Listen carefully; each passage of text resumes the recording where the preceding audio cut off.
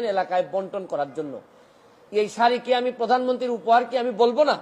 মানে আমি কি এটা লুকায় রাখবো? লুকায় রেখে কি আমার কি এটাকে আমি বিক্রি করে দিব? তা আমি বুঝলাম না স্বচ্ছতার মধ্যে প্রবলেমটা কোথায়।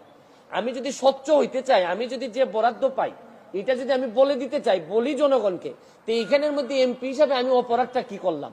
তিনি বলছেন যে 25 কোটি টাকা তিনি পেয়েছেন, আমরা তো পাই নাই। আগামী 5 বছরে আমরা কয়টা প্রকল্প করব নাম দিছি, আমরা টাকার সঙ্গে তো আমার কোনো সম্পর্ক নাই। মাননীয় সদস্য যেভাবে বলছেন যে আমরা 25 কোটি টাকা আমরা পেয়েছি, শুধু তাই না, তিনি আরো বলেছেন যে এমপি যে তো লাভবান, যদি আগে জানতাম তাহলে আরো আগে এমপি তুমি তো বড় ব্যবসা। আরে কি আশ্চর্য কারবার! একটা মানুষ এমপি হওয়ার পর তার বরাদ্দ সে বলবে না যে আপনারা জনগণের এই বরাদ্দ আসছে, আপনারা আপনারটা ভাগ করে নেবেন? আর এত গাত্র দাহ কিসের? আরে ভাই আমার টাকা এটা। আর আরেকটা বিষয়, আমি যে আমার এলাকায় বলছি যে আমি 29 কোটি টাকা পাইছি বরাদ্দ, আমি কি কোনো কথা মিথ্যে বলছি? মিথ্যে বললে উনি আমার